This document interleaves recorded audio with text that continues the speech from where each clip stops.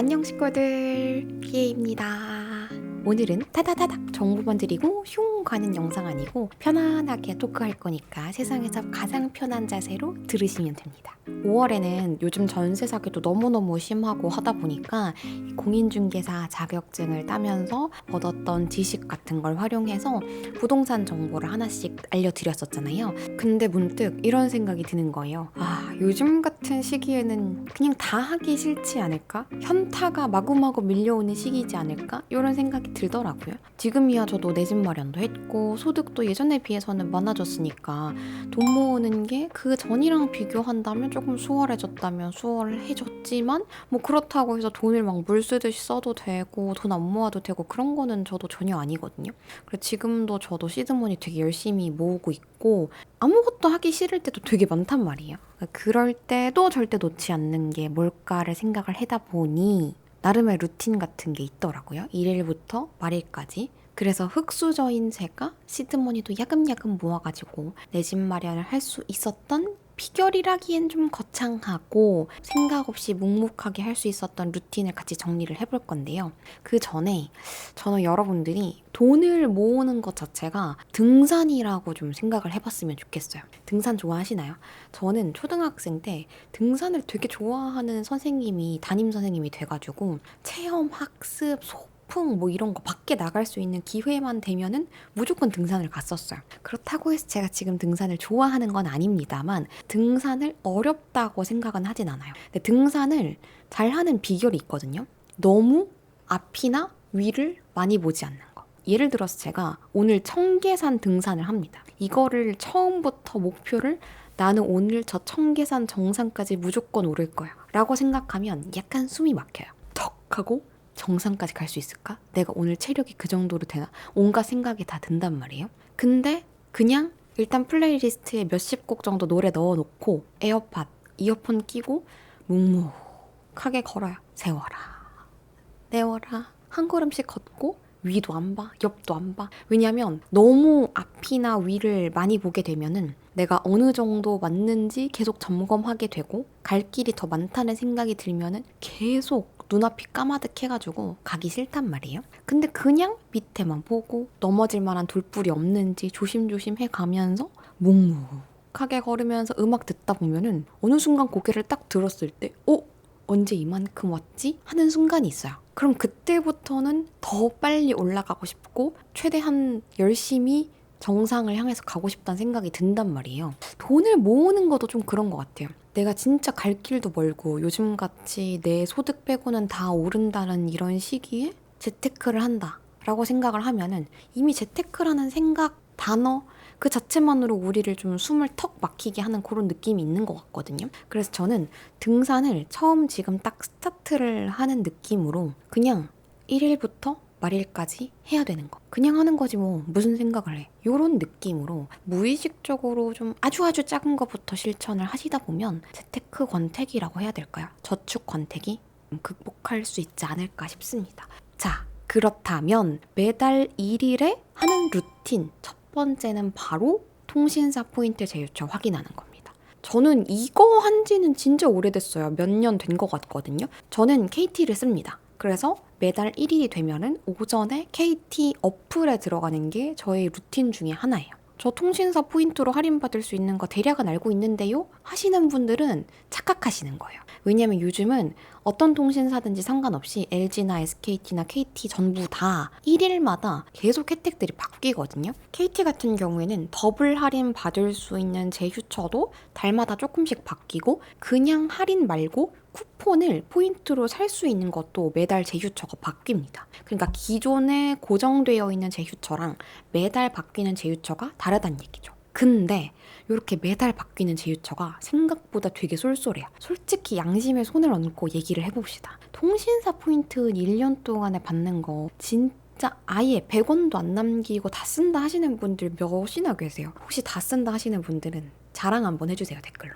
저도 이렇게까지 매달 통신사 제휴처 확인을 해가면서 쓰는데도 한 푼도 빠짐없이 쓰지는 않거든요.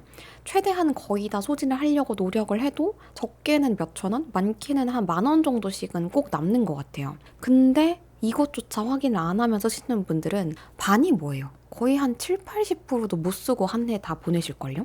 예를 들어서 제가 지금 촬영하고 있는 게 5월 말이어가지고 5월 기준으로 KT에서는 어떤 혜택이 있는지 한번 볼게요. 배달의 민족 최대 2만 원 할인 쿠폰 받을 수 있는데 요거는 통신사 포인트 1000포인트만 내고 이 쿠폰을 사는 거예요. 그러니까 1000원을 들여가지고 2만 원의 혜택을 받을 수 있다는 거죠. 요즘 배달비도 진짜 비싸잖아요. 그러면 진짜 돈 많이 아낄 수 있는 거죠. 요거 배달 많이 드시는 분들은 이런 거 당연히 다운로드 받으셔야겠지만 잘 모르시겠죠?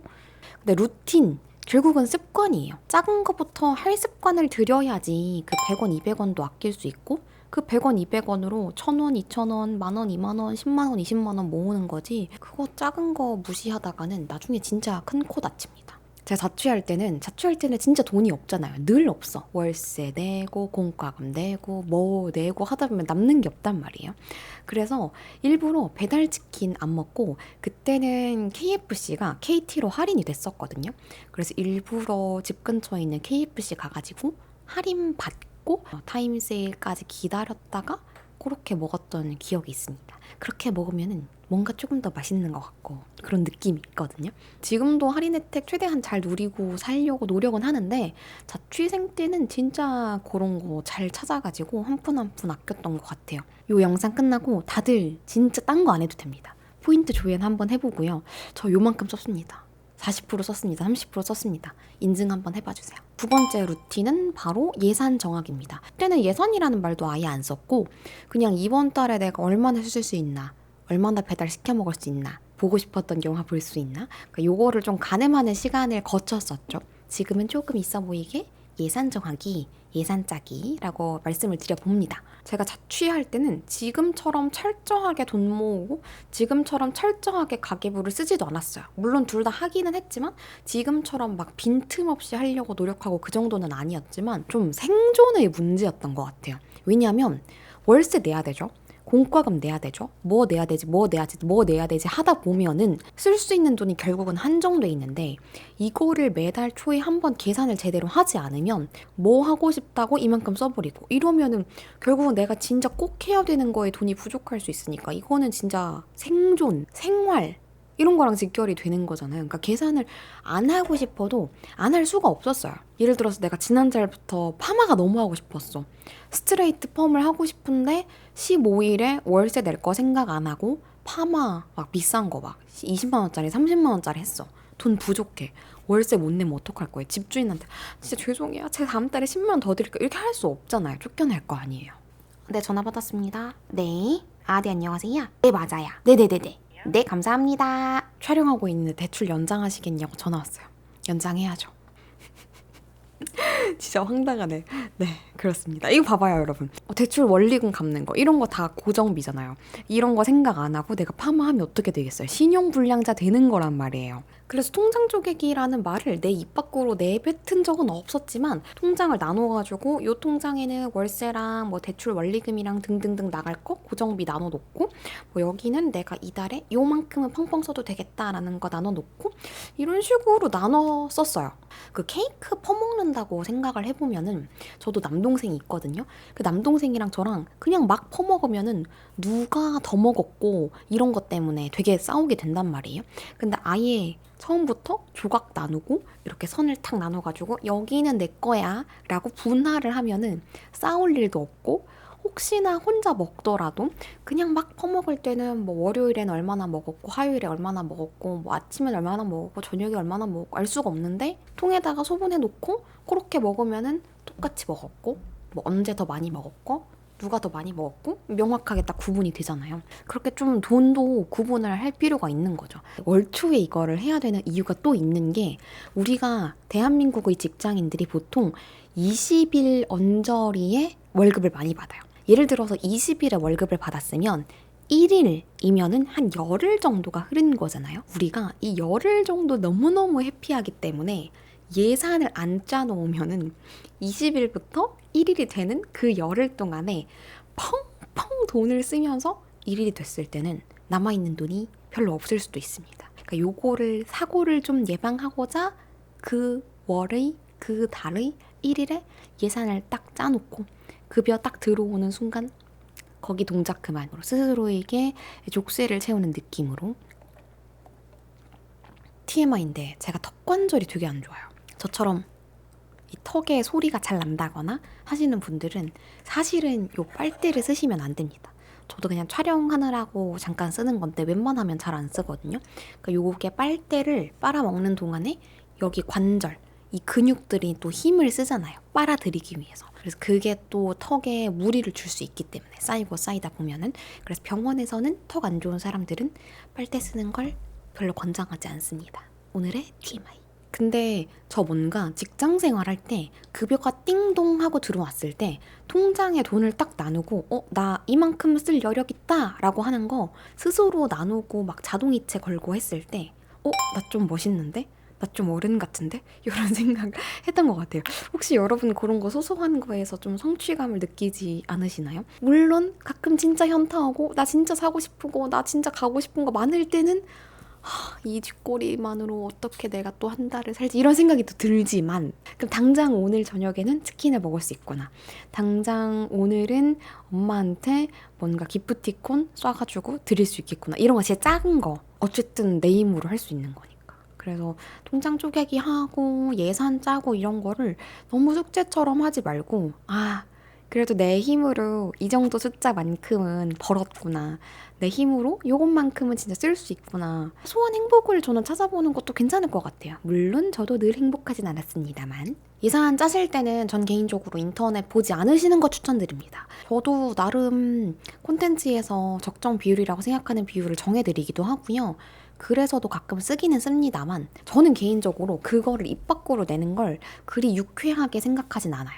예를 들어서 제가 강연 같은 거 가가지고 여러분 생활비는 30% 이상 쓰시면 진짜 쓰레기입니다. 왜 이렇게 낭비하세요? 라고 얘기했어요. 그럼 그 자리에 앉아있는 사람 중에서 누군가는 나는 월세도 내야 되고 부모님 부양도 해야 되고 뭐도 해야 되고 뭐도 해야 되고 그렇게 생활비를 쓸 수밖에 없는 그런 상황에 있는 분일 수 있는데, 제가 30% 이상 쓰는 분 쓰레기임을 알고 계십니까? 뭐 이런 식으로 얘기를 했어. 그러면 진짜 얼마나 현타가 오겠어요. 내가 잘못하고 있는 것 같고 잘못 걷고 있는 것 같고 나는 왜 이 모양 이 꼴이었고 이런 생각이 괜히 들 수 있단 말이에요. 참조 정도는 괜찮습니다만 맹목적으로 믿기보다는 가계부를 일단 최소 한두 달, 길게는 6개월 정도 쓰시고 나 이 정도의 돈을 쓰는 사람이구나, 나는 식비를 좀 많이 쓰네, 그럼 문화비를 좀 아껴야겠다, 이 가늠을 하시고 나서 예산을 짜시는 걸 추천드려요. 무턱대고 30%, 무턱대고 50% 이거는 본인한테 아무 도움이 안 돼요. 제 유튜브 많이 봐주시는 것도 좋고요. 저 말고 다른 재테크 유튜버나 뭐 블로그나 뭐 칼럼이나 등등등 많이 보는 거 좋은데 너무 그 평균적인 수치에 나를 맞추다 보면은 맥이 풀릴 때가 꽤 많아요. 그래서 과감하게 안 볼 때는 좀 안 봐야 되지 않나. 그렇다고 해서 제 영상 너무 안 보지 마시고. 사랑합니다. 자, 6월 1일입니다. 상반기 마지막 달이에요, 여러분. 벌써 한 해의 2분의 1이 되기 직전이거든요. 습관성형이라고 얘기하잖아요. 같이 한번 탄탄하게 달려봤으면 좋겠습니다. 그러면 우리는 다음 영상에서 또 만나요. 구독과 좋아요 잊지 마세요. 안녕.